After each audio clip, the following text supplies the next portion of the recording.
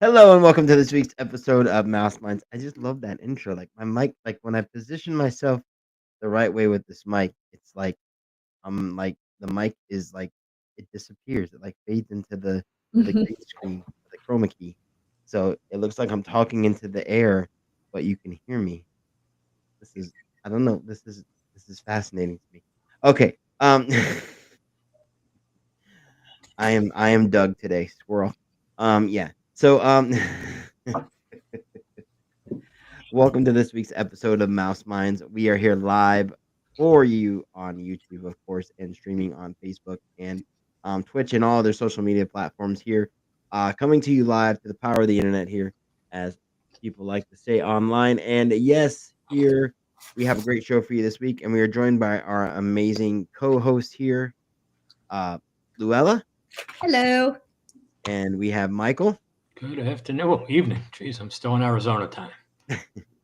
And Luella is our little jet setter because it feels like she's been all over the world in like the last like 2-3 weeks. So, and she and n- well, I'll let her tell you where. I'll let her tell you the places she's been. I don't know where if she's allowed to say some of the places she's been, but she's been to some pretty cool Disney places, which I don't know how much she can share about that. So I won't. But but she's had quite a a whirlwind trip. You went to Hawaii, but you did not go to Alani. No, I was there for work, but Okay, makes still sense. happy to be there. But didn't make it out to Alani because Alani is actually not near Waikiki. Yeah, it's on the other island. Yeah. It's on the big island, right? Well, no, it's in Oahu, but Oh, okay. it's in Koalina. So it's Mm. you have to travel, you have to drive out there, take a bus out there, and Oh, yeah, yeah, was yeah. I was there for work, so didn't No make it out time right. for that. Next time, it's a rain check on Alani. I if I lived on that coast there, I mean, I'm sure I would take a rain check and go back out there too. I didn't live that. How long of a plane flight is that? Oh, from LA, it's not long. I mean, it's like almost equal distance if I was going to Orlando, Oh, that's not bad. about like 5 hours. That's not And bad. then you go backwards in time. Well, it's like 2 hours behind. So, but very beautiful. So just gotta make it out to Aulani next time. I've been to Aulani, but this time around it just wasn't didn't have time. Of course. Of course. Michael, welcome. What have you been up to? Enjoying my 3 weeks of freedom, but got a couple of overnight Disney trips coming up this week, so I'm looking forward to that. Well, I am looking forward to something that happened this week that I'm going to try to experience, I think, on Thursday or maybe this weekend. But thankfully, through the grace of the almighty um, Disney gods, Mr. Bob Iger, we have just lost the virtual queue for Guardians of the Galaxy. Come on, everybody. This is the greatest news that we've ever had. I can actually ride it now. I don't mind waiting an hour for it. I know a lot of people are complaining because it's an hour wait. A lot of people are complaining because it went up to a 90-minute wait. But I honestly don't care because I can go on it, get out of line, and get back again and wait another hour and ride it again, and that'll be the most times I've ever ridden it in one day. So, because with the virtual queue, that was never an option. So, or at least I never had that option. So, this is awesome. I don't have to pay extra for it. This is the best gift that Disney could have ever given me. And in celebration, I recently watched all the Guardians movies all over again, which are amazing, especially volume 3, which is I think volume 3 is my favorite. Um, but um, but yes, I am a huge fan of Guardians of the Galaxy. Um, and it is just going to be awesome to actually be able to get on that attraction and really experience it. And hopefully, when the park crowd levels die down, maybe I can sneak out one day during the week and, um, when I've seen it have 30-minute wait times. So, I mean, I don't care. I'll keep circling. And we also lost the virtual queue on Tiana. So if you're, I mean, I've been on Tiana's. It was fun. It's like Splash Mountain. I don't, you guys Here's Tiana's open, right? Yes. Tiana's been open for a bit. I mean, Yeah. isn't the purpose of the virtual queues because when the ride first opens, it's just way too long. And so Mhm. I'm sure that majority of people have ridden it. So now you can go back to a regular queue. Yeah. So it was Yeah. eventually going to happen. Yeah. Eventually, yeah. I mean, a lot of people are sore that they don't have a virtual queue anymore, which is I don't understand why, but it is what it is. But they're not going away. They'll be back. I'm sure when Test Track reopens over here, there'll be a virtual queue for that. So that should be this year, I think. I believe that's in May. We'll see.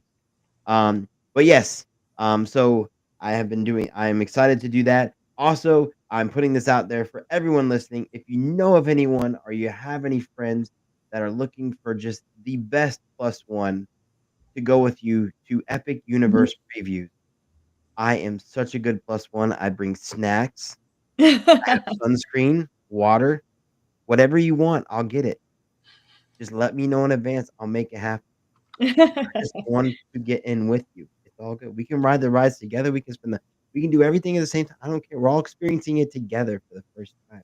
Because they are doing previews of Epic Universe, and I'm very jealous because I do have friends that have been. I don't think I've seen any photos out of the parks because I mean, from what I understand, the previews are very like, they're restrictive. Like they take you to the attractions, you're chauffeured to the attractions and all of the park. It's not like a free for all where you can just explore the park. So we'll see what happens there. And then of course, we've also I've also heard too that there's going to be pass holder previews for the park as well. I don't know how that's going to work, but I'm excited for that too. So we will see what happens there. But I am very much excited for Epic Universe. I can't believe we're actually getting Epic Universe. I can't believe it's actually here. So many That's things in our exciting. What was that? Exciting. That's exciting. It is. It is because so many things in Orlando. It feels like we get things announced, and then 2 years later, it's just crickets, and then nothing happens. It happened with Area 51. We were supposed to get our own Area 51, and that they just sold the land like 6 months ago. So that's not happening anymore. And there's a lot of things that we get promised that just never materialize. So it'll be interesting to see it'll to see a finished product, and know that that's only the beginning, and there's so much more land that they have to expand on is going to be absolutely incredible. So I am very much looking forward to that. But yes, so for this week's show, I'll stop rattling here. We are going to be talking about movies. Excuse me for that. We are going to be talking about live action movies versus the original animation film. Now, with this here, what we are doing here is we are, taking a look at these films and deciding, is the live action better than the original? And in my personal opinion, 9 times out of 10, no.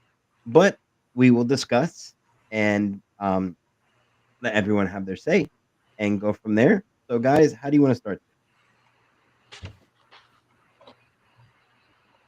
Well, I'm not sure if it's necessarily we think it's better as I don't actually see it that way as it why it was created.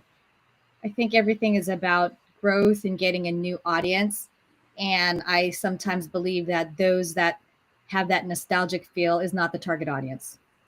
I think the target audience are my children. Hmm. That's the target audience because they got us. Like if we are original Snow White, they got us. They don't need to get us, but they need to get my kids to watch. Yeah.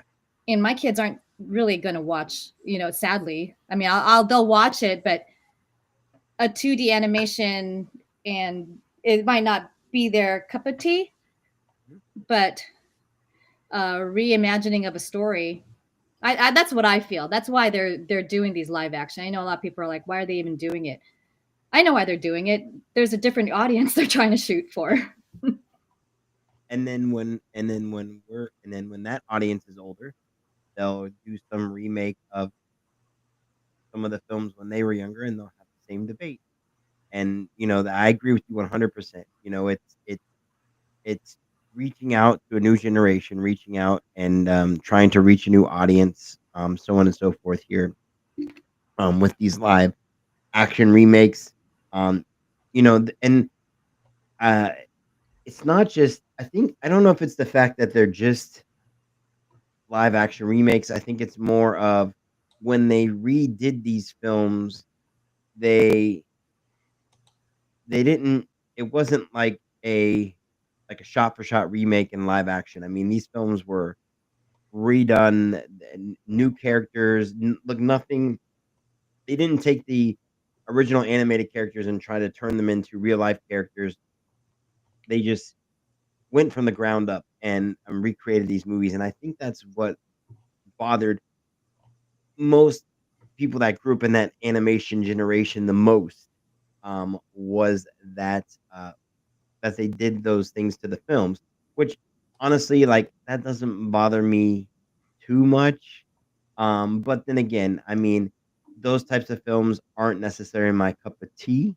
Um, but you know, the Little Mermaid is nostalgia for me. It's classic. It's comfort. It's what we watched when we were kids.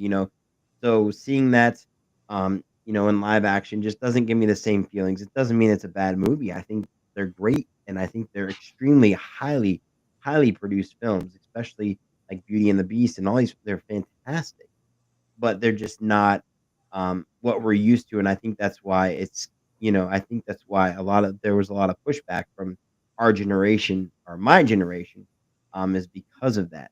So I can kind of understand it, but at the same time, I definitely understand your point, Luella. It's not made for us. It's made for Yeah, the next generation. it's not made for us. Or actually, I love a lot of the live action, and at the same time, in a different way, the Broadway versions, which is a Mhm. live thing. Like if you've seen like Frozen or you know Aladdin or some of those. So they're just different avenues, I believe, to tell the story to target different people. And so, but I guess some people don't like their things touched, but then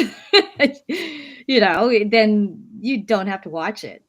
So, but what was the very first live action? Can you remember what was the first animated feature that became a live action? Was it Cinderella? Uh, I don't know. A couple for TV, right? Cinderella, wasn't that originally a made for TV? Cinderella, And but I'm that trying to wasn't think, exactly like, a remake, but it was a yeah, retelling. like the ones that's kind of similar to what the animated Well, feature was and became a live action. I want to say Cinderella, but I could be wrong. Maybe. Yeah, I think it was Cinderella too. Actually, no. let's see.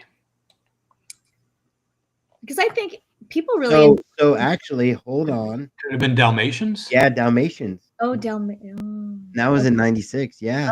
the Wow. with Glenn Close. Yep. Yes, Glenn Close. Yep.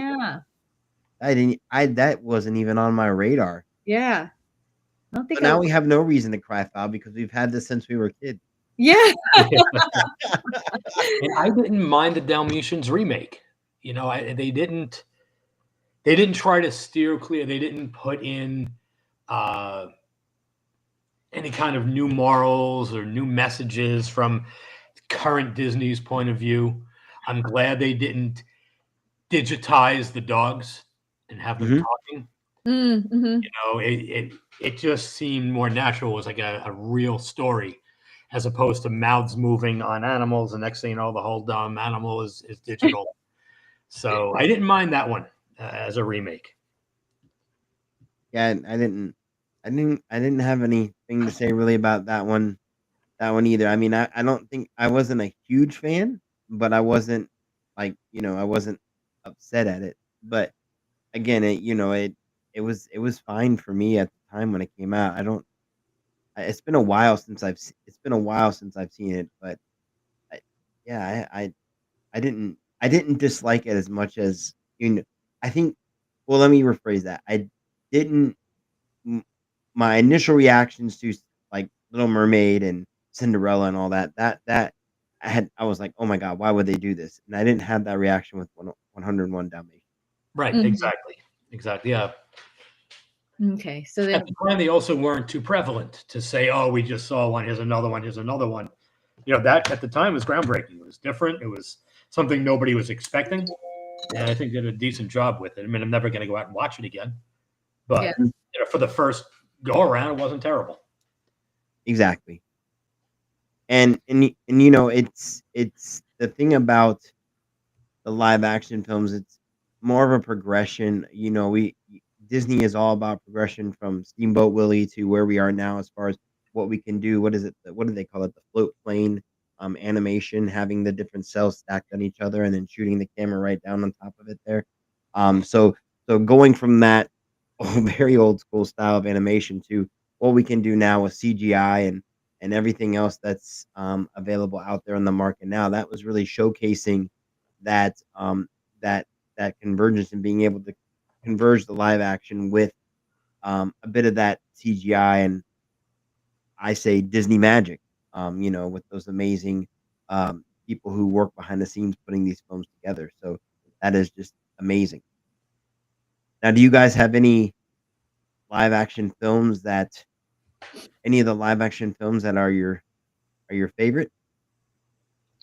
well, I actually really enjoyed the Jungle Book. Jungle I Book thought was that good. was done really nicely, and that one, I think the producer or the director was, gosh, what's his name? His name's on the tip of my tongue. He's a famous guy. I'll have to remember. But I thought that was really nice. Except for, and this is just my personal opinion, except for the actress that played Belle, I loved Beauty and the Beast. Mhm. I kind of wish they took an unknown person like they did in Cinderella. Yeah, so it doesn't draw you out of the film because Yeah. sometimes when you're too recognizable, it stops being the character. Yes, but I will say Emma Stone was fantastic as Cruella. That wasn't a remake. Yes. It's a new story. And I didn't get taken away. So I don't know what it is. Maybe because Belle's one of my favorite princesses. I kind of only saw Hermione. Wow. And she did well. I thought she did well. But I just her face was so recognizable. I had, not that she didn't deliver, but I think an I mean, unknown would make me relate to, like, think of it as Belle. here, look at this here. I'm gonna throw this up for those of you who are watching online. Let me put this on here for you guys. Here. Let's look at this here. Oh, back to that. Well, we'll come back to that in a second. But I'm gonna throw something on the screen here in 1 second so we can get like a comparison here and I'll show you real fast here. Because I think this really, I mean, honestly, here it is right here. So honestly, looking at this here, it's not, you know, Yeah, I mean, that's not too far off. no, I mean, she did a good job. She could sing, and um it was just I Is still her see face too Hermione. human? Is that it? She doesn't have that doll face, maybe, or I can't tell what the thing is there. Yeah, I'll leave it up for a second so you can see it. For Yeah. those of you that are not watching on our live stream here, we have up a photo of the animated Belle versus the live action Belle, and that's what we are. We are making a checklist of all the things we like and dislike. Yeah. Getting or And just I enjoyed it. I really did. I enjoyed and with Beauty and the Beast being one of my favorite movies, I appreciate it. I've also seen the stage show. So I think I just, whatever is the way that it's presented, I'm going to eat it up because I love that story. So I'm not one that's a purist. Like this is the one form and that's the only form. Mhm. But and hearing different versions of the songs, and they added more songs.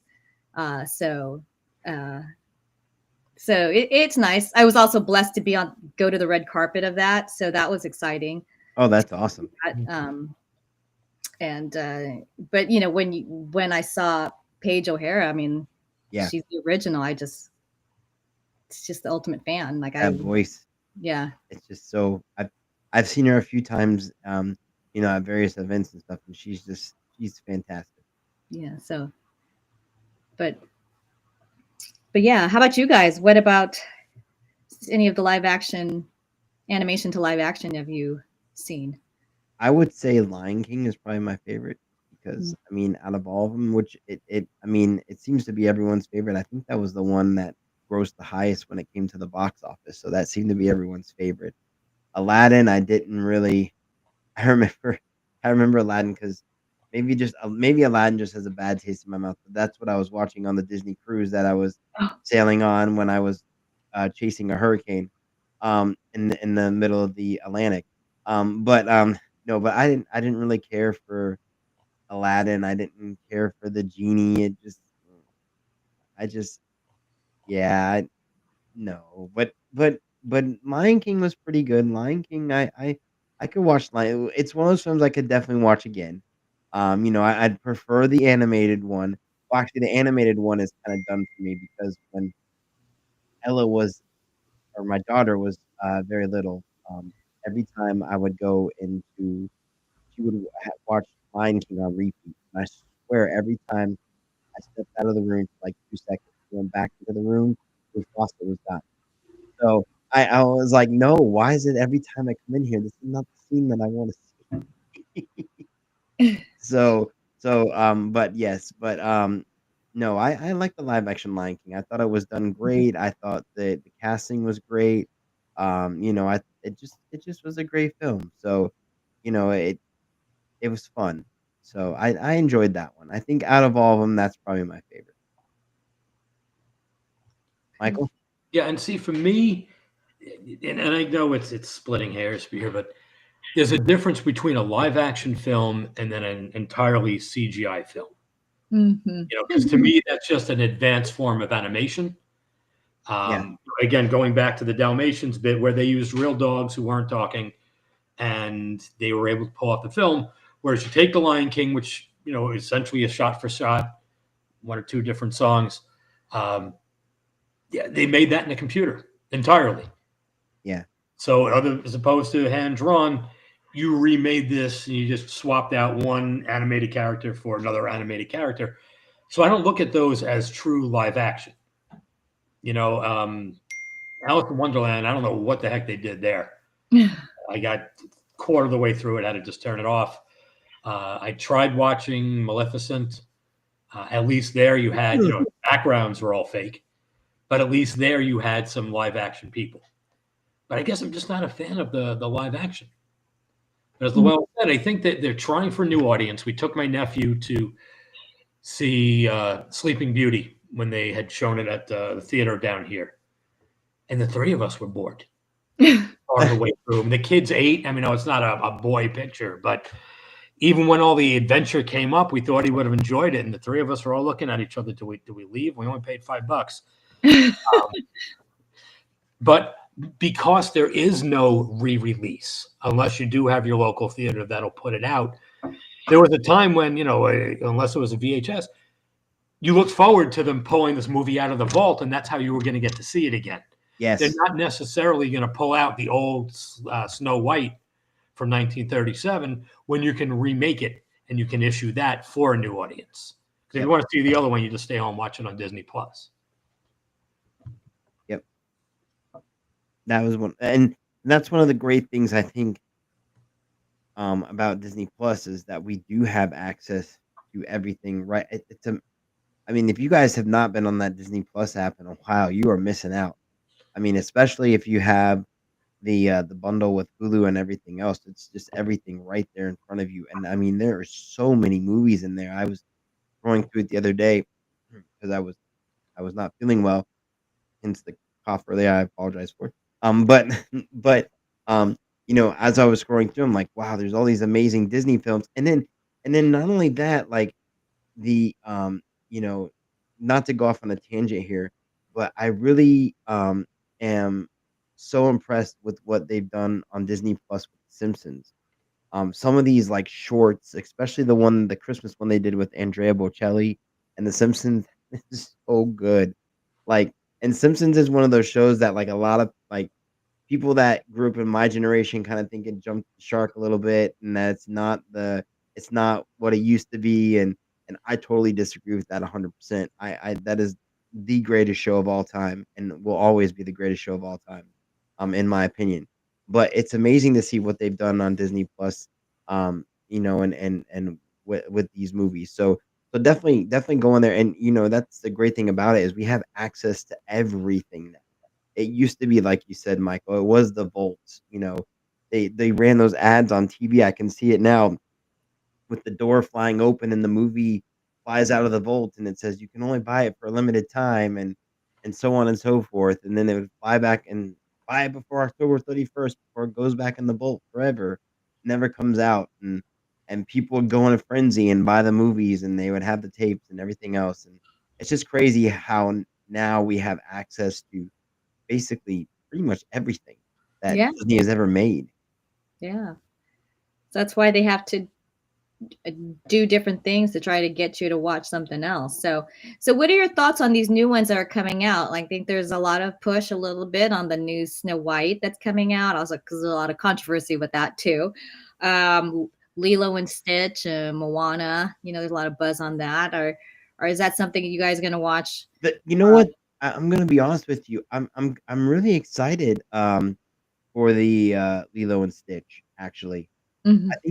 I think my daughter is really into Stitch. So there's that connection there. She's obsessed with Stitch and Angel. That is like her two favorite things. So I love Stitch too. I always have. So he's how can you not love Stitch? He just runs around and smiles and is goofy and he's just great. But I what was they did that ad during the Super Bowl this year where he ran Oh onto yeah, the field, and I thought that was fantastic. And yeah, like that sold me like a lot on the film. I was like, okay, this is gonna be pretty good. And then, so not, but I'm excited because Stitch looks really good in live action. I'm not gonna lie. I think he looks really cute. yeah. I think it's because he's not really a real character. It's not a dog, so they have a lot of freedom of how to interpret an animation of Stitch, and I love it too. Stitch is one of my favorites, so I'm excited to see that. And I'm actually I'll probably see Snow White in the theater. I want it to get its full effect of what it is. Hmm. So, but I don't have a lot of expectation on it. There he is right there. But oh yeah, look how cute he Stitch is. on the screen. And that is just I'm telling you that the live action Stitch looks awesome. Like Yeah. that is so cute. Like he looks like a big fluffy dog or something. I don't know. He just looks fun. Like I can't I can't He wait. looks like my plush. Yeah, exactly. Yeah, exactly. And I'm glad So they got him right because I remember all the controversy when they were trying to make Sonic and how mhm, terrible the character looked, and they couldn't figure out the fur, and they couldn't figure out the teeth, and they couldn't. yeah, This one it looks like they nailed. I don't know yeah. if we need it, but I'm sure the little kids will love it. Well, again with the Sonic thing, I think that is plays into that nostalgia as well because as much as they were um trying to create a new film, a lot of people that in my generation were looking for the old Sonic that they saw on their, 16-bit Sega Genesis, and that's not what they were getting. And it was completely different because we had never really seen that much of a live action Sonic before. And the thing that stopped them from that when they basically like remade the movie and remade the character is because of the fan. And I mean, that was crazy to me because I mean, I get why they did it, but you gotta reach and like Luella said, you gotta get to a newer audience that hasn't seen these characters before. To the younger generation, they may think this is the greatest thing ever. And I Yeah, think even with Sonic, you had so many different versions. You had the computer, then you had a few different TV series. Hmm. Stitch, they pretty much remained faithful to the look, and it's always been animated. So I think going in, Disney wasn't going to kill the cash cow in some way and really tamper with how the character was going to look. And Stitch has been one of those characters too that always sticks around. Like he's always there. Like no matter like he had the ride forever at Magic Kingdom. He's you always see him in the parks. He's you can have dinner with him at, or was it dinner or breakfast with him at Ohana. Um you can so he's always, one of those characters that's been around forever. And I don't think I think Stitch will always be one of those um characters that just he's just always there. Like you see some characters like it's hard to describe, but you see, like through my years of going to Disney and living close to Disney, you see characters, you see them come into the parks for like 6 months and a year, and then they kind of fade away, and then you never see them again. And you might see them come back, you know, 4 or 5 years down the line for, like, a limited time, as a throwback, but Stitch is just one of those characters that has always consistently been there, whether he has a movie or anything going on, and I think it really has to do kinda what Luella said, is that he looks like a giant plush toy, and he's soft and furry, and I think people just like that, which also makes me curious as to why, Duffy never took off at Epcot, because I kind of feel the same way about Duffy. He's just a big giant teddy bear. How do you not like that? And he's got Mickey ears on him. But hey, people like what they like. But yeah, Stitch has always been there. Stitch is also very big in the Asian parks. Stitch is big in Aulani, and Stitch doesn't have an extremely big presence at the Disney West Coast parks, but he does have a meet and greet for like the Disney Visa. So Stitch has a big following. I think they tried to push Duffy. I think Duffy is big in the Asian parks, like especially Tokyo Disneyland. But when they tried to push Duffy at Disney California, he had no line. No one lined up to meet him. Has no character. He's got no backstory. There's no reason to meet this random bear. Well, he does have a backstory. Well, I mean, there's no but you're not watching him, on TV. You don't have the Disney the you don't have the Disney story time TV show in the afternoon. He's got a backstory, but if you just walked up to the bear, you would have no idea who he was or why he was there until somebody said, and he has friends too, and his friends, although they do have backstories, which I had to research because my daughter has been obsessed with Duffy and May or Shelly May forever, and they have friends Gelatoni. Oh my god, I can't think of all the names of them now. But there's friends of Duffy, and they have all have stories too. But they're not. You never really see that anywhere, unless you go to I can't remember, is it Hong Kong that has the restaurant with the characters in it? I'm not sure, but a lot of the Asian parks, and then at Aulani, they're beloved, but I think that's good that they're not popular everywhere, so you have to go somewhere to see those characters. But you were saying Stitch. I think the Stitch live action Stitch is going to be Lilo and Stitch is going to be really popular. I think a lot of people are going to really enjoy watching that movie. Could be one of the bigger shows. Totally agree. Movies. What was that, Michael? Could be one of the bigger movies that they release live action. Yeah. So, I mean, the one thing not going to forgive Stitch for that whole toilet papering of the Cinderella Castle way back when during that terrible failed promotion. They thought they had a winner there. Somebody was sitting in a meeting going, guys, I've got it. Toilet paper the castle. But we didn't do it. Stitch did it. And like 3 people like, yeah, that's a really great idea, I guess. And that just fell flat. Yeah, that was not one of their brightest ideas, but hey, it happened. It was a thing. I mean, the birthday cake castle was a thing too. There's photo evidence. There's some photo evidence right there. Which now we kind of look back on somewhat fondly. I mean, there was a shirt. True, we do actually. Yeah, I mean, I think there's a large group of people that would be happy if the birthday cake castle came back for like a year's celebration or something. They'd just be like pleased with it. They're like, "Oh, this is cool. I remember this when I was a kid." See, and back then there was no internet. So unless you knew, you had no idea when you showed up for your wedding pictures that that castle was not there anymore. You got plenty of warning. You walk up and go, what happened here? You had no idea. You couldn't tell. You weren't, there was, unless your travel agent had some inside information for you. So what you're really saying is the main drivers are the people who are in control of Cinderella's castle is not Disney itself. It's Disney fairy tale weddings. Is that what you're saying? That could be it. They're the ones that personally took the Cake Castle overlay and shot it like Old Yeller in the parking lot and said, "We're not doing this ever again." So if you could share, I actually am not familiar with that. What was the birthday? Yeah, let me show and you. what was the Bring stage? up a pic. You will love this. Oh yeah, you'll love it. I mean, like what were they celebrating? What year was that? I think it was 25, right? 25th. I was there for it. I have pictures somewhere in my garage of my friend and I. Put up right here. Castle. Oh, Luella, you were in for a treat. I think I've seen a picture, but if they did that for 25th, what did they do for the 50th? No, just gold.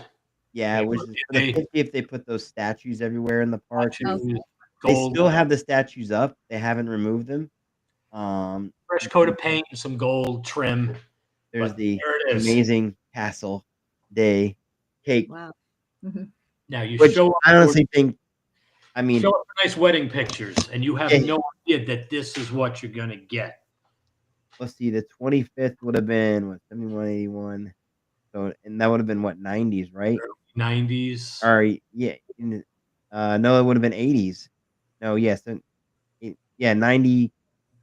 90. So they were doing in the 90s at Disney. They had that was the same time they had the what was that? They had that Barbie show at Epcot. So maybe that whole Barbie tie-in is what I don't remember what the reasoning was behind the birthday castle cake, other than them just wanting to have that for their anniversary. Okay, yeah. 1996 to 1998, was it? Ooh. Yeah.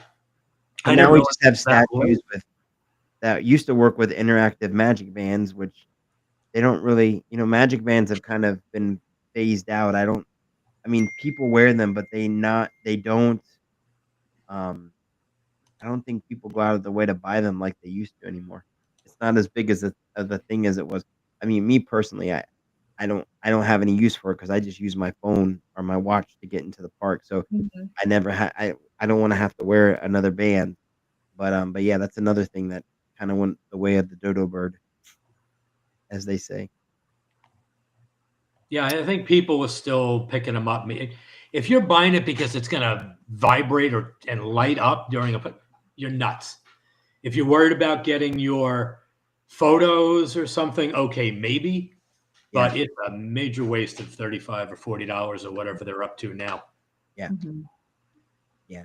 I mean, in general, the magic bands, unless you have like kids that don't have any other way to to get into the parks or to have a ticket, yeah, but you really don't need them anymore. Everything's done through the app now. It's crazy. Yeah, I tap my card on my phone at the turnstile, and I don't ever have a reason to have a magic band. All I do is keep looking at it to check the time, and it's not my watch. And you guys have the magic bands out there now in California, right? They have it. They actually did I don't know if they were trying to get rid of it or something, but they were giving it free to Magic Key. Wow. Yeah. And so we all have one because it was free. the newest version. Yeah, it was the Magic Band Plus. And so when we went on the Disney cruise, because the Disney cruise also has the Magic Band Plus, we brought those because it was free. So when did you use it on the cruise? Well, last year or was it 2 years ago when I did the Halloween on the high seas out of San Diego, they just that week implemented the the Magic Band Plus. And so you had the opportunity to either bring your own or purchase. And we brought our own because we were all Magic Key holders, and it worked just fine. And it opens the door. And Was it Well, I was think if that the all best it did? Did it light up or anything?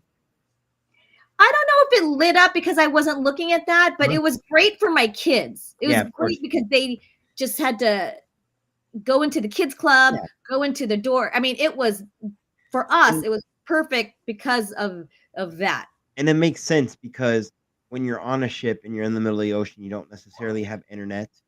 Yes, you Um, don't have internet, you don't need exactly. your phone, because we're not paying for that. So Yeah. it works perfect. But because we got it free, they did that to all the Magic Key holders. You had to be in the park though. So if you were a Magic Key holder that didn't live near the park, because it was a small window of time to get it, Mhm. but you got it if The you only thing that I will say about the Magic Band Plus is I still to this day don't know how people who have, like, say, families of 5 do that because those batteries in there last, like if you're in the parks, they last, like, a day, and then you gotta recharge that overnight if you want all that functionality, the lighting up, and all the things that it does, and they have those specialty chargers that, you have to have 5 of those, and then you have to have and it doesn't come with USB plugs. It just comes with the USB. So you have to have that outlet, assuming you have one in your room or you have enough in your room to charge all those devices. Plus, you have to charge your own devices. So that's a lot of things that you have to, 5 extra devices that you have to charge just for something that lights up. I don't think the actual like magic band function of it, where you can like tap to pay and tap to get your photos and all that. I don't think that doesn't require any extra power, but, Mm, other than what's already in there, because it's low power, but the lighting and all that takes a lot of power, so people are having to I saw photos of people in their rooms with these big chargers, they were charging, like, 6 of those at once. It's, like, insane to me just to, for a little little extra light during the fireworks show or something. Yeah, waste of time, waste of money. I mean, until my other band broke, I was still using my second generation one, and then it Yeah. somehow just snapped, and I haven't bothered getting anything now. It's just in the regards to I know we've gone off track here, but in regards to Magic Band, it's crazy the progression of that because when Magic Band first came out, I think all of us as Disney fans thought it was the coolest thing ever. I remember myself booking a room at one of the resorts just so I could be one of the first ones to get the Magic Band because I wanted it so bad. You couldn't buy them in the shop. The only way you could get them is if you booked a room reservation. So I booked the room just to get Magic Band, and now I have no interest in it whatsoever. Back I'm then, they just were saying this free. is the future. Everything's gonna be great. They were free. We used to get one with your annual pass. And I think Mhm. once they realized that the functionality wasn't there anymore as far as it being a necessity, because when they came out, remember that at first the whole thing tanked and they were worried about Yeah, all the wasted money yeah, until they found another way to slowly say, okay, you know what, this is important. yeah. But I think at some point Disney realized, it's really not that important. Yeah, they thought I was gonna be a major fashion accessory to your day at the parks, and I don't think that I mean, and I'm sure it's a lot cheaper for them to just include and a lot easier for the guest.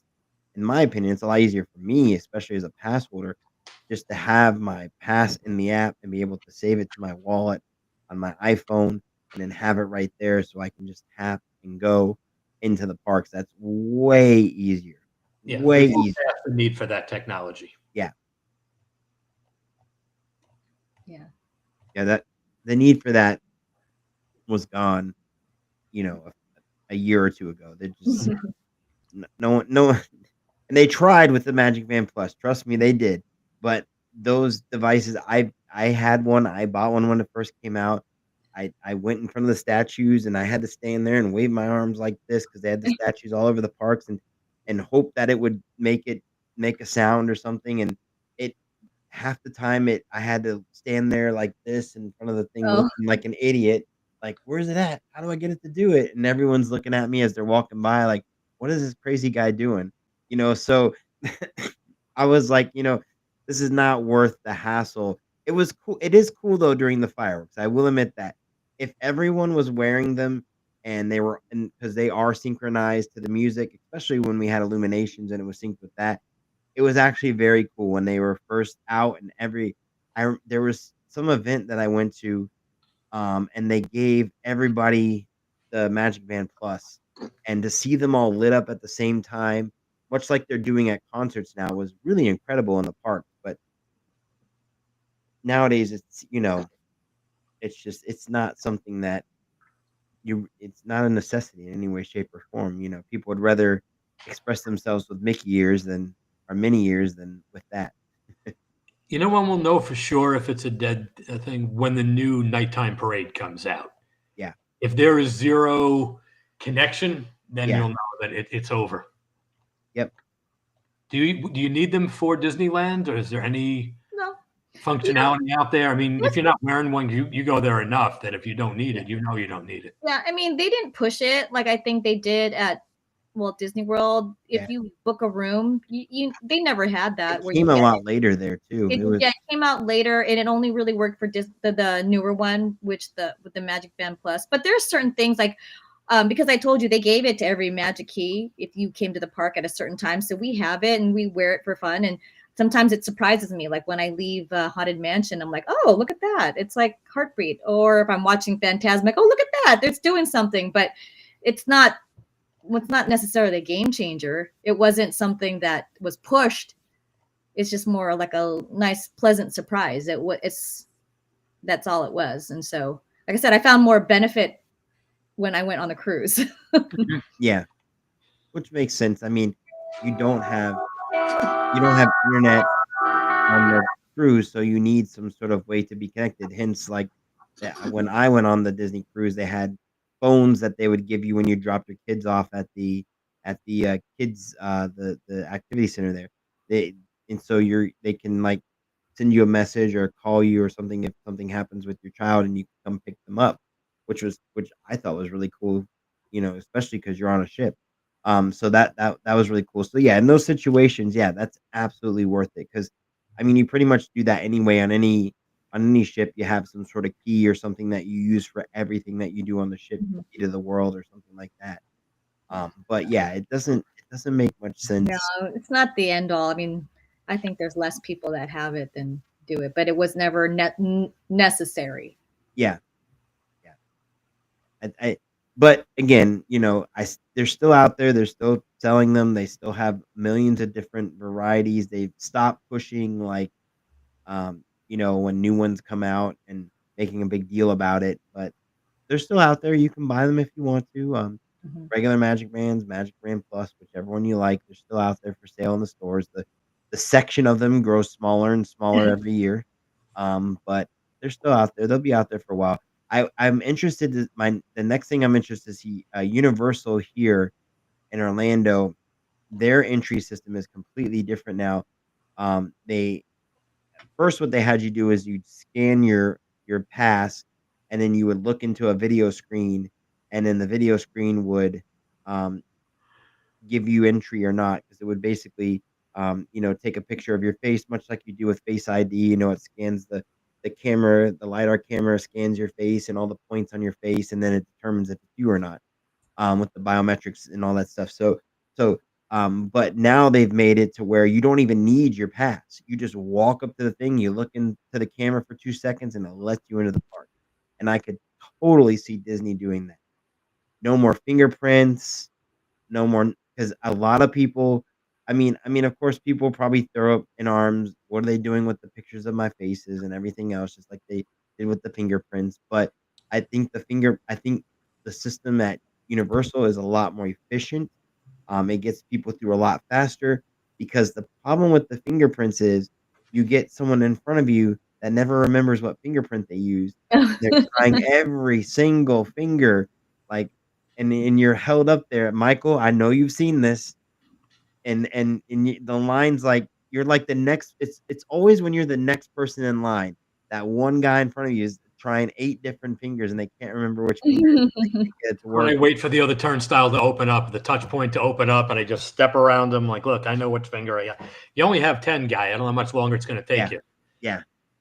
But I'm telling you, this facial thing at Universal, it's quick. You look right in the camera, it scans your face, you're in like 2 seconds, and no one can. I mean, unless you just bought your tickets and it's your first time into the park, then there's no setup. You just Even when I come home from abroad and I'm flying through, you're going through customs. yeah They call you up by name. I walk up there and they go, Michael, come on up, because of facial recognition. I haven't even yep had a chance to go up and present anything. Most of the yeah time, they don't want to see anything anymore coming back into the United States.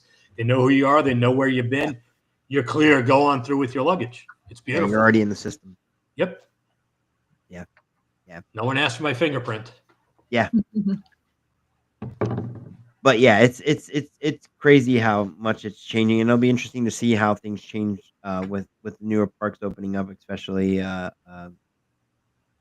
Epic Universe, and seeing what they're doing there.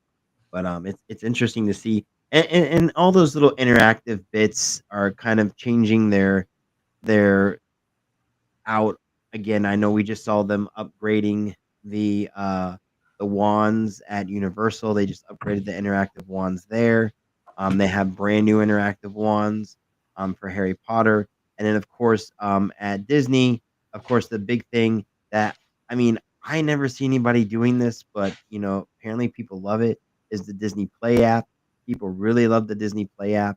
Oh, I love the Disney Play app. I do it at Disneyland all the time. Yeah, see that I never got into it, so I don't Do it all the time, but there are some at Disneyland. There Mhm. are some nice secrets that Really. you can only unlock with the Disney Play app. And when I did when I was blessed to do got the Galactic Star Cruiser, there were things to earn with the Disney Play app, and I still kind of do it sometimes around Galaxy's Edge, some Mhm. things, and so try to earn little things. So um yeah, I'm next time I go to Walt Disney World, I plan to use it because of all the stuff that I've unlocked at Disneyland. Yeah, I just like using it for the DuckTales, just to mess Yeah, with the other guests in the area, because yeah, they have no idea why a character appeared or why some sound Yeah, effect, something lit up, and I'm over here, laughing like a 2-year-old, me making too. this go off and scaring people and confusing them. yeah. Yeah. So I remember that too. I'm bummed they got rid of that. Well, I don't know if they got rid of it, but they sort of deactivated that. I'm sure the props are still up there for a lot of that stuff. Maybe they haven't gotten rid of it, but that was actually kind of cool to be able to interact. I mean, we all knew that's kind of where that was going, because when they had the flip phones that you would do the same thing with. So it was only a matter of time before that happened. But yeah, there's a lot of, I mean, talking about interactive elements, how can we not forget interactive cues? Having those games inside the queue. I don't know if they had it as much on the California side as we did over here. Especially in Space Mountain, had the biggest interactive queue with the games as you were walking through the line, and Soren had that where you'd play games in the line. They didn't have that in California. no, because that's one thing the only that's something that's kind of new. Like the first real interactive queue that they built was the Indiana Jones ride. Hmm. When Indiana Jones, exciting. It's the 30-year anniversary here at Disneyland for the Indiana Jones ride. So um, that's been, I went to a wonderful event regarding that, but that was probably one of the very first interactive queues I've ever experienced, was the Indiana Jones ride.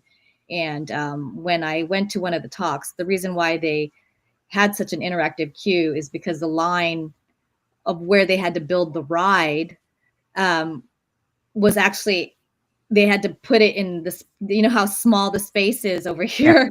here. They had to take over a different parking lot to build the space. Yes. So they had such a long line place, you had to go to get to the ride. And so they Long walk decided from the to entrance to that ride. add more to that queue. So you got And to give them something to do while they're. yeah, and so that was kind of one of the first interactive queues that they had here at the park. But you remember our park was built in 1955. Yeah. Was a long time ago, so there wasn't a lot of space for all the Yeah. other rides. So our Peter Pan is just like Well, switchbacks and there everything was a lot of space back then, back then. and then everything got built around it. But Yes. yes. And out But here, those interactive cues are essentially, I mean, outside of Peter Pan and maybe a couple of others, maybe a lot of it's gone. and You're right, not playing with gems anymore or honey anymore because after COVID, like nobody wants to touch that nonsense. well, it's not only that. I mean, a lot of those. Number one, the Space Mountain Cube had that game in it, and it was absolutely horrendous because everyone would be playing the game. The line would have a huge gap in it Yep. because everyone's standing there playing the game. Go around And you'd people. want to go, and you'd have to walk around people because they'd be standing in line playing the game. It drove me nuts. I think they still have some of the like little touch panels for that up there, but the game is gone.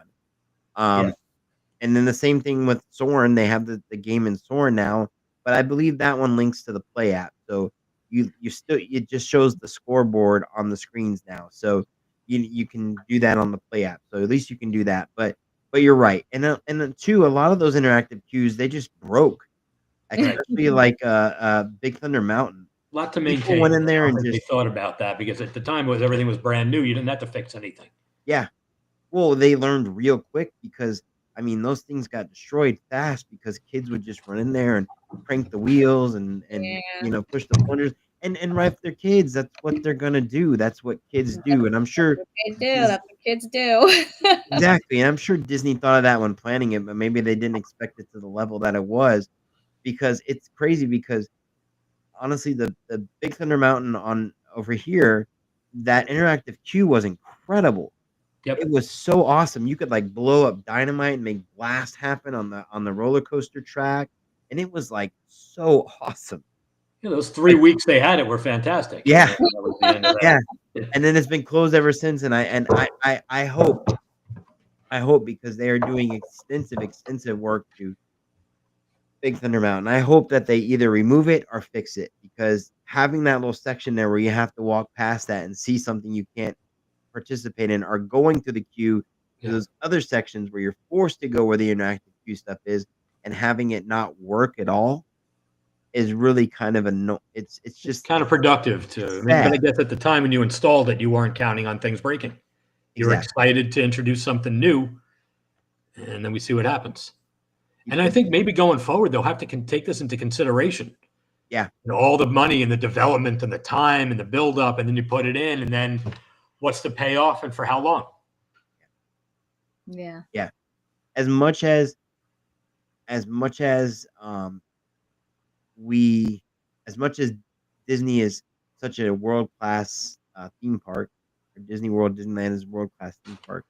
They're always going to have people that just run through and even that treat these things poorly. It's unfortunately, and that's just the way things. I mean, if you went to like Japan, for example, and went to Tokyo Disneyland, it's completely different. They could have a virtual queue over there for 20 years that would be working flawlessly because people don't they're very much more respectful when it comes to things like that.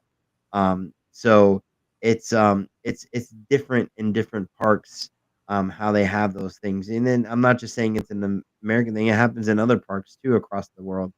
But yeah, I mean it's just people go through and they were using it. They were just using it a lot more than it was intended for and destroying it at the same time.